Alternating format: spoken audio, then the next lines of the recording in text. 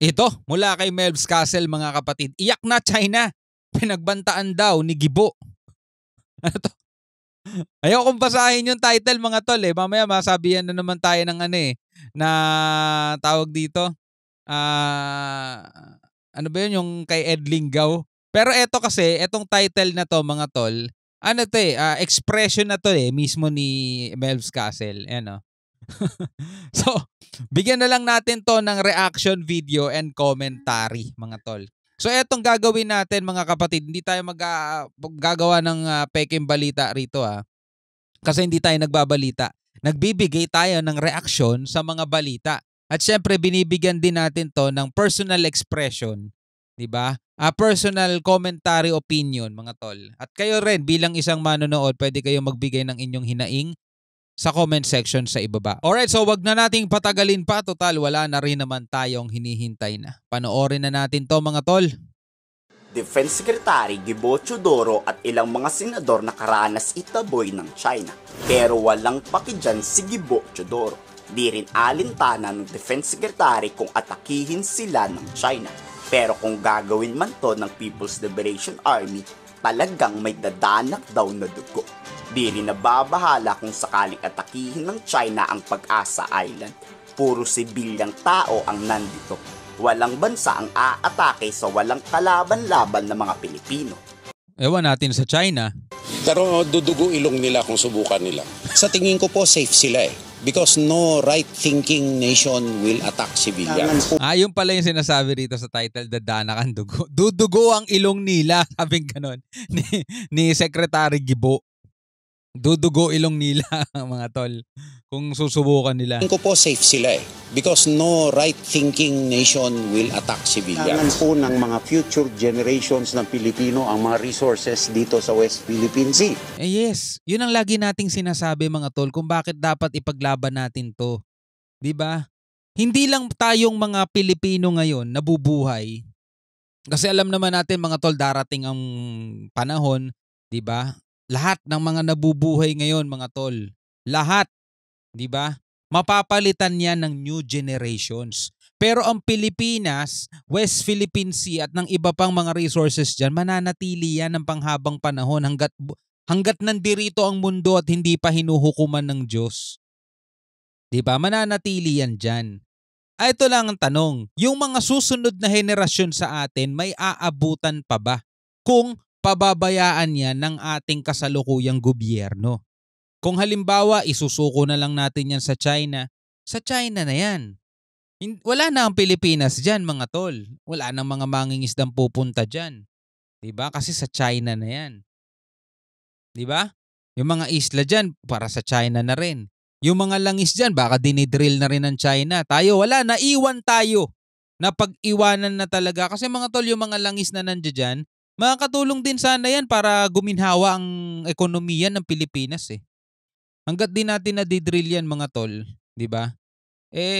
Ganito pa rin tayo kasi malaki talaga sana ang maitutulong niyan. 'Di ba? Kung hindi man natin makuha yan ngayon, sana sa mga susunod na henerasyon para sa Pilipinas yan, para sa mga Pilipino. Ang problema itong China mga tol. Ang gusto nila kanila. Ang gusto nila kanila lang. Pag-asa po ng Pilipinas ang West Philippine Sea, kaya hindi po natin pwede talikuran. 'Di ba? Pag-asa ng Pilipinas ang West Philippine Sea, kaya hindi natin dapat talikuran. O anong masasabi ng mga pro-China diyan? Anong masasabi ng mga nagsasabing, yung mga pro-China na nagsasabing, laban ng US yan. Hindi naman laban ng Pilipinas yan eh. Bakit? Ano bang tawag nyo diyan? West American Sea? Nakalagay na nga West Philippine Sea. Hindi West American Sea. West Philippine Sea. Kanino ba yung dagat na inaangkin ng China? Sa US ba para sabihin ninyong laban ng US yan at hindi ng Pilipinas? Sinong mga mangingisda ba pinapalayas na mga incheck? Mga US fisherman ba? Mga American fisherman ba yon? Di ba mga Filipino fisherman yun? O ano sinasabi ng mga pro-China dyan? Ano lagi nating sinasabi sa kanila pag ganyan sila mag-isip? Mga eng-eng no? Kung si Defense Secretary Gibo mataas ang tindig, nananawagan naman si Senate President Big Subiri sa China, palayasin nyo ang mga peke nyong fishing vessel. Ito si Senator Mig Subiri galit na galit din, no. Na radio challenge yung sinasakyan niyang eroplano eh. Next time senator, mahal na senator, sama ka rin sa ibang sa ibang mission. Baka sakali pa talagang mas lalong umalabang inyong mga puso. Kasi sila ang mga tol, may kapangyarihan, sila ang kumokontrol. Yung mga lalo na yung nasa kamera, yung nagko-control ng budget, mga tol. Dapat sila yung pinapasakay dun eh.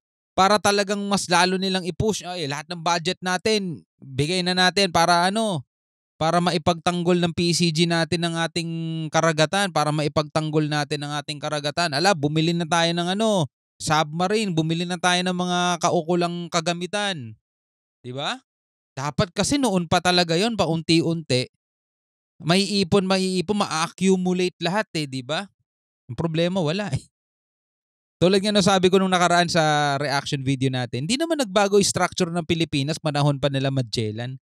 Wala pa si Magellan dito, ganito na itsura ng Pilipinas eh. May mga lumang mapa tayo, 'di ba? Ganito na itsura ng Pilipinas eh. Kalat-kalat na mga pulo, napapalibutan tayo ng karagatan. Dapat ang number 1 na napakaraming asset natin, mga barko. Ang problema, kulang na kulang tayo sa Coast Guard. 'Di ba?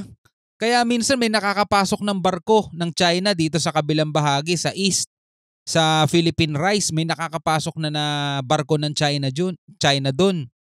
Wala man lang humaharang kasi wala. Asan yung mga Coast Guard natin? Nandito lahat sa West Philippine Sea. Yun lang eh, unti lang yung mga barko natin eh, di ba? Kaya kailangan talaga madagdagan pa to. Wala eh, hindi natin naasikaso yan ng mga nakaraang administrasyon pa eh. Di rin kasi totoo na nangingisda lang ang mga ito.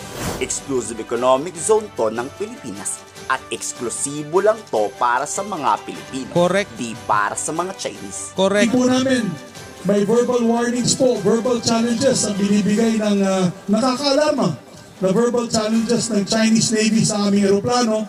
I think na-experience din po yan sa inyong eroplano. Verbal challenges pa lang yon. What if kaya kung na-water cannon sila? Sino ba yung isang nakasakay sa barko? Mataas na position din yun eh. Kasama siya dun eh. Water cannon eh. At gusto ko lang pong sabihin kung nakikinig po sila, ito po ang teritoryo ng Republika ng Pilipinas. Hindi po inyo ito. Ito po ay teritoryo ng Republika ng Pilipinas. Kaya kung pwede, lumayas na kayo. Nakakabahala naman talaga. Teritoryo kasi natin yan at ilang kilometro na lang ang lapit may Chinese Maritime Militia na. Sa katunayan, halos araw-araw yan pinapalayas ng Philippine Navy. Pansamantala mang umalis, bumabalik rin daw agad. Napakarami nilang barko, napakayaman nila sa barko. Actually, sila ang may pinakamalaking sandatahan ng mga naval forces sa buong mundo, mga tol, China. Pero hindi natin masasabing napakalakas nila.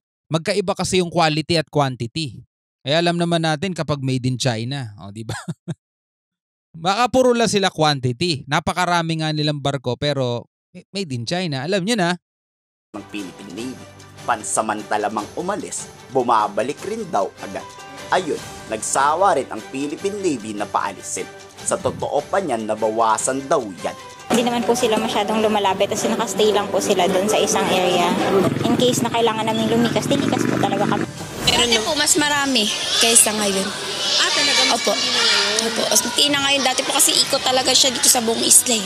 Mas marami daw dati kaysa ngayon. Kahit nandyan ang China, tuloy ang pagpapalakas ng militar ng Pag-asa Island. Pero kung talagang may malasakit ang Senado sa Pilipinas, dapat madaliin na ang pagbili ng fighter jet ng Air Force. Di puro pagkukundi na lang. Tama, wala rin kasi magagawa. Puro konti na, puro pagpuna. Minsan kasi ang tawag ng mga tao doon, mga tol, publicity stunt di ba? Tama ba yung sinabi ko? Di ba yun ang sinasabi ng mga Pilipino yung mga politika na yan, akala mo talaga, concerned sila, galing nila magsalita sa camera, di ba? Para makakuha lang ng boto, ganyan-ganyan. Pero anong ginagawa nila? Wala naman. Kailangan kasi talaga more on action kaysa more on words. 'Di ba? Pero salamat pa rin no sa ating mga senator at nakikita natin na napapansin nila at nagbibigay sila ng comment dito about sa ganito mga pangyayari. Kaysa yung no comment. Kaysa yung ganon mga tol, yung no comment. Yung tinatanong ka na nga, no comment ka pa rin. Diba? Dapat meron ding aksyon. Alarma. Yung paglanding nga namin kanina, meron ng mga verbal challenges. And it's so sad na nandito tayo sa loob ng ating bansa, teritoryo ng Pilipinas ito. Tapos sinasabihan ka, umalis ka dito kasi ito ay teritoryo ng China. Talaga nakakagulat, no? Nakaka-alarma at nakakagalit. Nakakabahala na sadyang napakalapit na po talaga, no, ng mga militia vessels at Chinese Coast Guard. Importante dito, hindi tayo nagpapalupig. Ang importante dito, buo ang suporta ng bawat isa sa atin at mali ang China sa kanilang mga narratives na nagkakawatak-watak ang mga Pilipino. Umpisahan niyo na dapat yan sa mga pro-China rito sa Pilipinas. Diba? Ang daming pro-China mga kapatid, no? Though so majority, mas marami pa rin ang ayaw sa China dahil nga sa ginagawa nila. Hindi ayaw sa Chinese nationals ayaw sa ginagawa ng Chinese government mga tol. Majority pa rin yan at pro-administration, sumusuporta sa ating administrasyon ngayon. Pero yung 3% na mga pro-China mga tol, pag nagsama-sama yun, marami pa rin kung titignan mo, kaya pa rin nilang punuin ng EDSA, di ba? Ang nakakalungkot mga tol isipin, akala mo wala silang mga TV sa bahay, akala mo wala silang mga internet sa bahay para hindi nila mapanood yung mga ganitong mga bagay, o pinipili lang nila kung ano yung tatanggapin nila at itataboy nila mga tol. Nagpapapaniwala pa rin sila doon sa mga nagsasabing pinapainit lang daw ang issue dito sa West Philippine Sea para daw ilihis ang paningin ng tao sa totoong issue na hindi kayang solusyonan ng gobyerno. Ano yung mga totoong issue na sinasabi nila? O kakulangan daw sa sahod, pagmamahal ng mga bilihin, 'di ba? Mababa sweldo, maraming walang trabaho. As if naman na bagong problema ng Pilipinas 'yan. Bakit yung administrasyon na sinusuportahan nila dati nasolusyonan ba 'yan? 'Di ba hindi naman? Hindi rin naman nila nasolusyonan 'yan eh. Hindi naman mga bagong issue 'yan eh. Nasanay na nga Pilipino na naging madiskarte na nga ang mga Pilipino mga tol eh. Napagkakasya yung maliit na sahod, nakakagawa na ng paraan. 'Di ba? Etong pandemic nga lang makikita mo mga tol, 'di ba?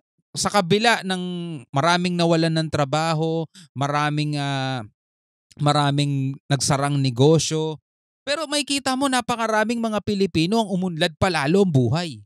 Yung mga dating empleyadong nawalan ng trabaho, nakadiscover ng negosyo, doon pala sila yayaman o yumaman mga tol. 'Di ba? Minsan talaga wala sa gobyerno 'yan eh, kasi kung aasa ka lang sa gobyerno, walang mangyayari sa buhay mo. Dapat nasa sayo 'yan, nasa sarili mo 'yan. 'Di ba? Nasa sarili mo 'yan, hindi ka dapat nakatingin sa ginagawa ng gobyerno. Do kailangan ng gobyerno ng suporta, pero bilang isang mamamayang Pilipino, mga tol, bakit yung iba yumaman na nagkaroon ng magandang buhay sa pagsisikap nila? Ba't magkaiba ba kayo ng gobyerno? Pareho lang naman kayo rito nasa Pilipinas eh. Bakit yung iba nagtagumpay, bakit ikaw hindi? Siguro dahil yung isa gumawa ng paraan, ikaw nagreklamo lang ng nagreklamo. At ikaw naging tau-tauhan ka nung may mga hidden agenda na gusto lang nilang makapwesto ulit. Ngayon, eto issue natin to eh, di ba? Para to sa susunod na henerasyon ng Pilipinas eh. West Philippine Sea, atin yan eh. Di ba? O ngayon, pinapainit lang daw ang issue, sabi ng mga pro-China, mga tol. O kung ikaw isang Pilipino at naniniwala ka doon mga tol, ngot ka rin. Di lang Pag-asa Island ang balak i-develop at palakasin. Inihagree ni Senator JV na permanenteng gagawing base militar ang BRP Sierra Madre sa kabila to ng harassment ng China Coast Guard.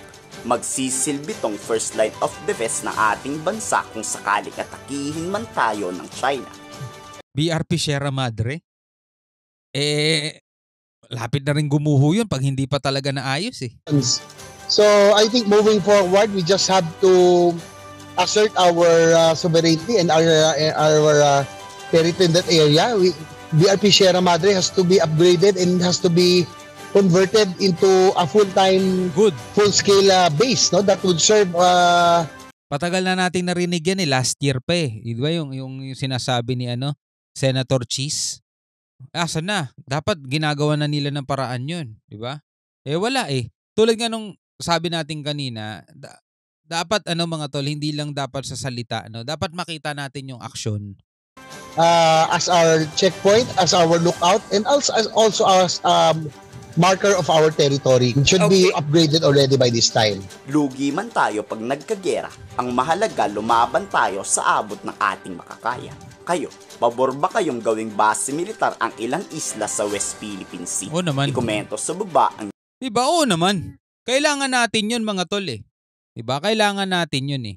Hindi yan para sa paghahamon ng gera. Kumbaga mga tol, sa isang bakuran mo, meron ka isang malaking ektaryang lupa, di ba patatayuan mo na mga guardhouse yan, ng mga tower yan para doon may mga nagbabantay. Kasi kapag ang isang lupa isang ari-arian, isang property, walang nagbabantay, nag-i-invite ka ng mga masasamang loob para okupahin yun.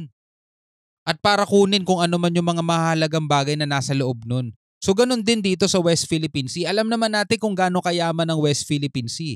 So kung hindi natin tatayuan yan ng mga bantay, ng mga poprotekta dyan, di parang sinabi na rin natin, welcome foreign invaders, di ba? O invaders. O kunin nyo na lahat ng mga nandiyan. Tapos tayo reklamo. Sila na magtatayo ng sarili nilang mga facilities dyan. Ikaw bilang isang Pilipino, ano ang masasabi mo rito? Comment ka na lang sa ibaba. Mga tol, maraming salamat sa panonood. Hanggang sa muli, ako nga pala si Shobaldi. Peace out.